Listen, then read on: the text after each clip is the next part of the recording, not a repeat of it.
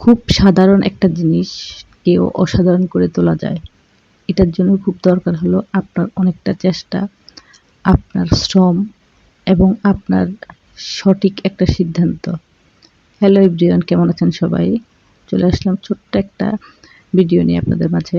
তো সিম্পল একটা তরকারি রান্না করতেছি। এটা আসলে হলো কাঁচকলা দিয়ে তেলাপিয়া মাছ। তো এটা একদমই সাধারণ ঘরোয়া একটা রান্না। এটা আহামরি কোনো কিছু না, বা এটার যে আপনাকে রেসিপি ব্যাখ্যা করে বলতে হবে এই ধরনের কিছু না। কারণ এই ধরনের রান্নাগুলা বাসায় সমস্ত গৃহিণীরা করে এবং সুন্দর করে করেন। আমার চেয়ে খুব ভালো করে হয়তো করেন, বা আমি তো আসলে ওইভাবে অত রাঁধুনিও না বা ওরকম না। খুব সিম্পল একজন মানুষ। চেষ্টা করি সবসময় যে সিম্পল কিছু করার জন্য।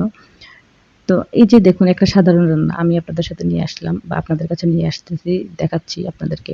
তো এটা হয়তো অনেকেই ভাববে যে এই সাধারণ একটা রান্না আমি কেন দেখাবো বা কি করব? এটা হয়তো অনেকের ভিতরে ভাবনা থাকে। আসলে কিন্তু এই ভাবনাটাকেই আপনি আসলে কাজে লাগাবেন। সেটা হলো যে আমি সিম্পল বা আমি যেমন আছি, আমি এরকম একটা মানুষ, বা আমি এটাই আজকে রান্না করতেছি, সেটাই আমি আপনাদের সাথে তুলে ধরতেছি। তো এটা আসলে আমার লজ্জা পাওয়ার কিছু নেই, বা এতে আমার অ্যা এটা হেজিটেশন বলে যেটাকে, সেটা পাওয়ার কিছু নেই। কারণ হলো যে আমি এটাই তো রান্না করছি আজকে। আপনাদের সাথে আমি দেখাবো কি তাহলে?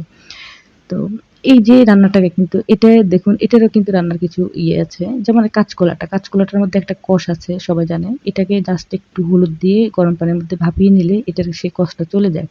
তো এই রান্নাটা কিন্তু বিশেষত্ব কিন্তু এখানে একটা আছে, একটা পার্ট অবশ্যই আছে। সিম্পল রান্না কিন্তু এটা আছে। আপনি যদি এটাকে না ভাপিয়ে বা রান্না করেন, খাওয়ার সময় কিন্তু এটা একটু কষ লাগবে।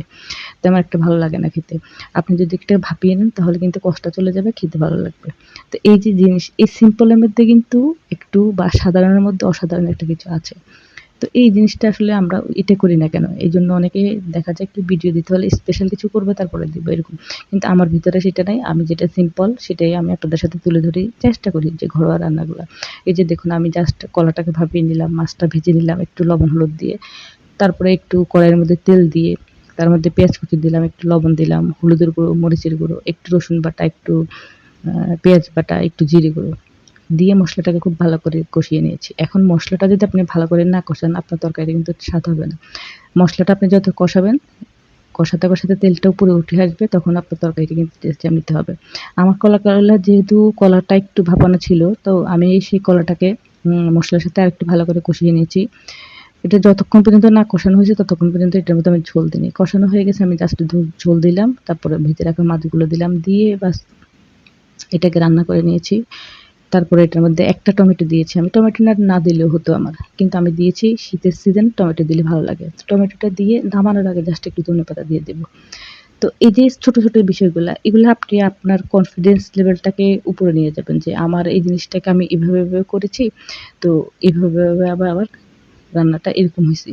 অনেকে হয়তো এটা রান্না করে একটু অন্যভাবে, আমি একটু অন্যভাবে করেছি। বাস শেষ, এতটুকু। তো এজন্য আসলে কথাগুলা বলা, সেটা হলো যে আমরা যেটা করতেছি বাসায় সেটাই আমি আপনাদের সাথে তুলে ধরার চেষ্টা করি।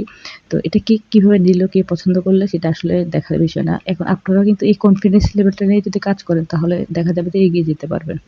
তো আপনাদের সাথে কথা বলতে আমার রান্নাটা কমপ্লিট হয়ে গেল। আজকের মতো এই পর্যন্ত। সবাই ভালো থাকবেন। আল্লাহ হাফেজ।